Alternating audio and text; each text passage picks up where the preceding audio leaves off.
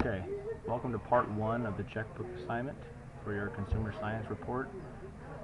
We have worked in class on a discussion on things you have to consider for this project, rent, etc. This is the Excel part. So if you were absent in class for the lecture and discussion, you need to come see me. This will help you get started with the Excel portion.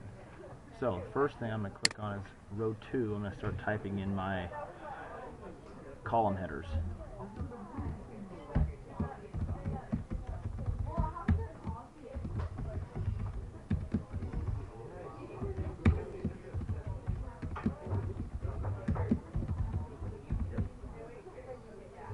Okay, so I've typed in number for just the absolute number, physical number of the entry.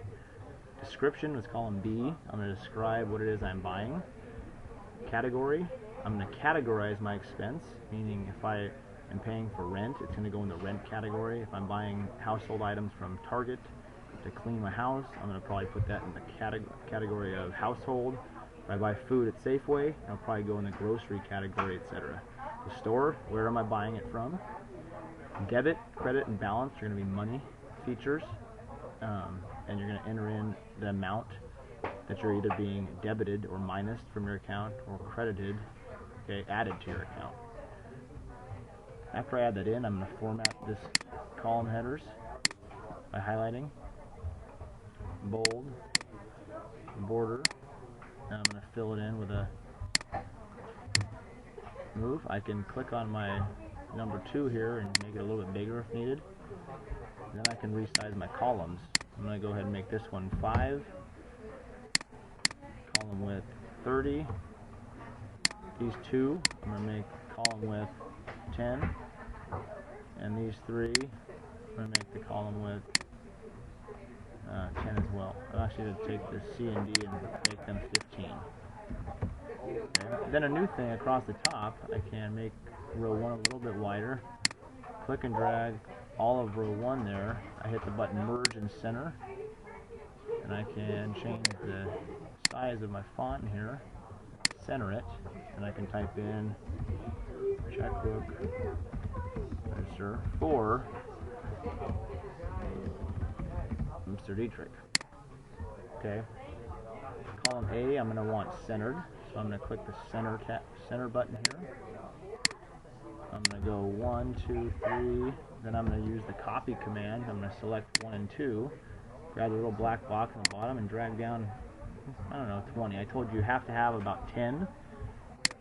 Okay, column B, you need to right click, go to column width, and here's 30, right click, format cells. Make sure in the alignment tab you have the wrap text feature on. Okay. In here you're going to actually write long paragraph type descriptions of what it is you're buying and paying for. So again, I'm going to skip a lot of these, but the first one is going to be new account. Okay, that's going to be your balance. The second one might be your rent. So you'll type in rent and then begin your description. For all these in this column, you need to be very specific. Okay, as you see, when I hit enter, the cell for column B, row 4, becomes as big as needed for what I wrote in that section.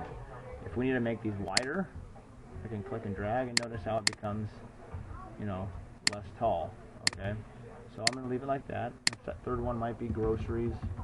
Okay, please write what you bought, okay, etc. So these columns for description should be a little bit larger than normal, but you have the wrap text, so your text will fit. Okay, so I'm going to give myself borders here. Category, I'm going to skip the first one. My credit is going to be my $2,000 budget. Oops, as you can see, I did not format these cells correctly. E, F, and G, I need to right click, go to format, and make sure that in the number tab I'm dealing with money, which is currency, 2 decimal places, and a $sign, and I want my negative numbers to be shown in red I hit OK, and as you can see, it adds my $sign and my comma and my cents. My balance as of now is $2,000. Now I can start entering in my information. Okay, the only formula for this project is located right here. Okay, I'm going to hit equals. I'm going to click on my beginning balance. I'm going to plus. My next row is debit plus credit and hit enter. I'm going to copy this formula down all the way to the end of my sheet. And when I type in my debits, so if my rent was $700, I type in minus 700 and hit enter. Notice how my amount went back to $1,300. If my groceries were $600 or $60 for that week, I'd put 63.54 minus 63.54 and hit enter. Cool. Notice how my running total goes down. Okay, so I'm going to fill in this information. When we go into part 2, we're going to talk about what to do with this information.